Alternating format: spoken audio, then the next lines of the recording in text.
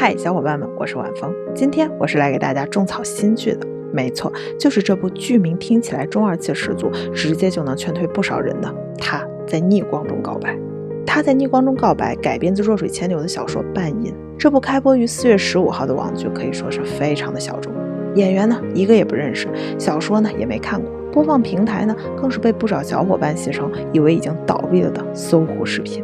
但是它的剧情却非常的神奇，可以说是集古早、土味、霸总、悬疑、沙雕于一身，竟然还意外的让人上头。救命！当我以为我早已厌弃了狗血霸总文，对各式各样的霸道总裁一声冷笑，不屑一顾时，我竟然再次掉进了这种剧的坑，太羞耻了！不行，我要拉你们一起入坑。他在逆光中告白讲述了人狠话不多的特种兵兼霸道总裁的男主立腾与温婉可爱的小演员阮念初阔别5年再重逢的爱情故事。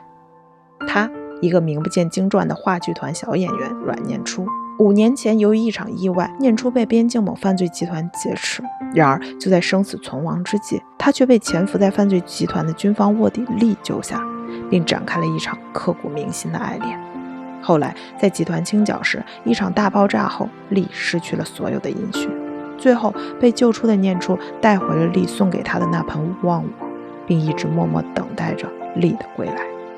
他是双商在线武力值 MAX 日常板着一块冰块脸惜字如金的某安保公司总裁厉腾，也是5年后再度归来的厉。来，我们先来感受一下男主这扑面而来的霸总风啊！你呢？这是不是从中心点直推出去，屏住呼吸，扣动扳机，懂了吗？厉的真实身份是一名执行潜伏任务的特种兵，在5年前的大爆炸中，厉身受重伤，被队友救回后陷入深度昏迷。醒来后，厉本想第一时间出现在念初面前，但后因担心念初由于自己的身份再度陷入危险，只能压抑心中的情感，选择在远处默默守望着他。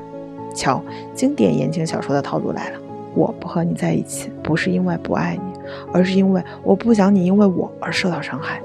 这种情况在现实生活中发生的概率约为多少？请作答。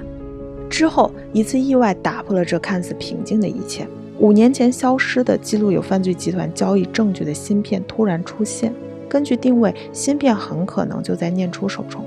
为了完成找回芯片的任务，厉以厉腾的身份再度出现在了念初的面前。自此，一系列的故事便在2人之间展开了。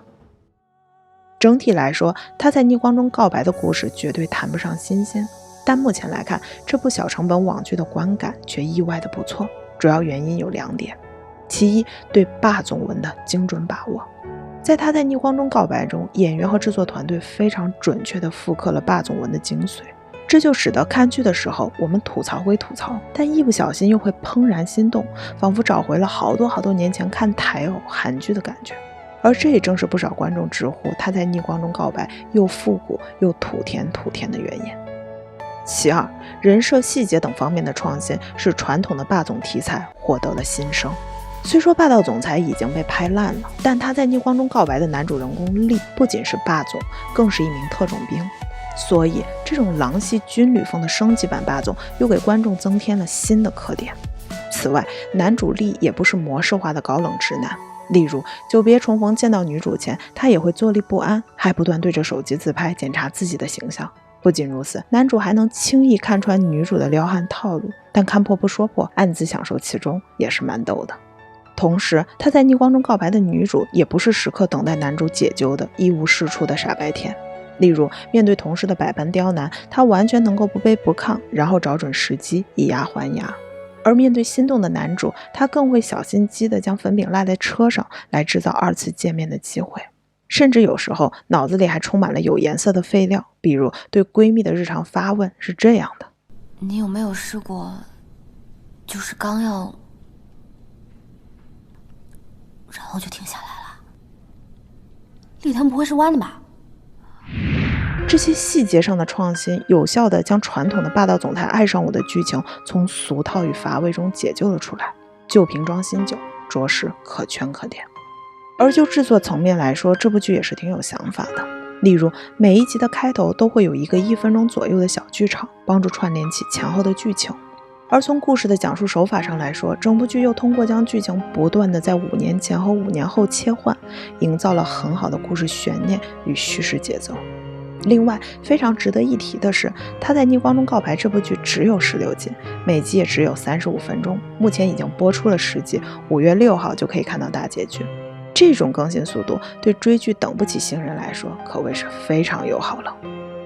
不过最后的最后，晚风我还想指出的是，他在逆光中告白也略有过度使用亲密镜头来制造话题博出位的倾向，但这对于缺少流量的小成本网剧来说大概也是无奈之举。此外，目前整部剧最大的争议在于开头的若干句旁白有抄袭小说《那个不为人知的故事》的嫌疑，不少书粉提出了质疑。在这里也希望对此剧方能做出正面回应，不要耽误了用心制作的剧。